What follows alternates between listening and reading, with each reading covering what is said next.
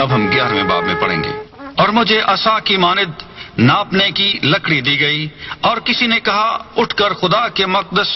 اور قربان گاہ اور اس میں کے عبادت کرنے والوں کو ناپ، اور اس صحن کو جو مقدس کے باہر ہے خارج کر دے، اور اسے نہ ناپ کیونکہ وہ غیر قوموں کو دے دیا گیا ہے۔ وہ مقدس شہر کو 42 مہینے تک پامال کریں گی، اور میں اپنے 2 گواہوں کو اختیار دوں گا، وہ ٹاٹ اوڑھے ہوئے 1260 دن نبوت کریں گے۔ یہ وہی زیتون کے 2 درخت اور 2 چراغدان ہیں جو زمین کے خداوند کے سامنے کھڑے ہیں، اور اگر کوئی انہیں ضرر پہنچانا چاہتا ہے تو ان کے منہ سے آگ نکل کر ان کے دشمنوں کو کھا جاتی ہے، اور اگر کوئی انہیں ضرر پہنچانا چاہے گا تو وہ ضرور اسی طرح مارا جائے گا۔ ان کو اختیار ہے کہ آسمان کو بند کر دیں تاکہ ان کی نبوت کے زمانہ میں پانی نہ برسے، اور پانیوں پر اختیار ہے کہ انہیں خون بنا ڈالیں، اور جتنی دفعہ چاہیں زمین پر ہر طرح کی آفت لائیں۔ جب وہ اپنی گواہی دے چکیں گے تو وہ حیوان جو اتھا گڑھے سے نکلے گا ان سے لڑ کر ان پر غالب آئے گا اور ان کو مار ڈالے گا، اور ان کی لاشیں اس بڑے شہر کے بازار میں پڑی رہیں گی جو روحانی اعتبار سے سدوم اور مصر کہلاتا ہے، جہاں ان کا خداوند بھی مصلوب ہوا تھا۔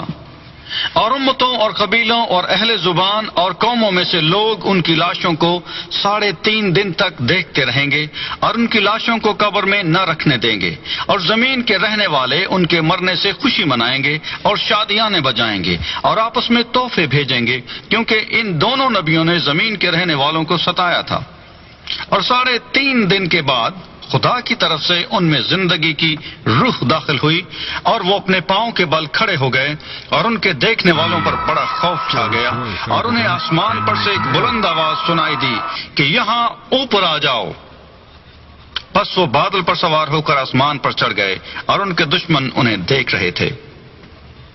پھر اسی وقت ایک بڑا بھونچال آ گیا، اور شہر کا 10واں حصہ گر گیا، اور اس بھونچال سے 7,000 آدمی مرے، اور باقی ڈر گئے اور آسمان کے خدا کی تمجید کی۔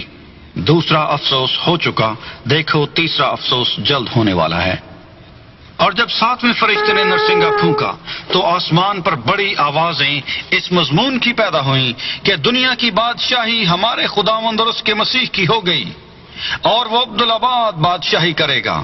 اور 24 بزرگوں نے جو خدا کے سامنے اپنے اپنے تخت پر بیٹھے تھے منہ کے بل گر کر خدا کو سجدہ کیا، اور یہ کہا کہ اے خداوند خدا قادر مطلق جو ہے اور جو تھا،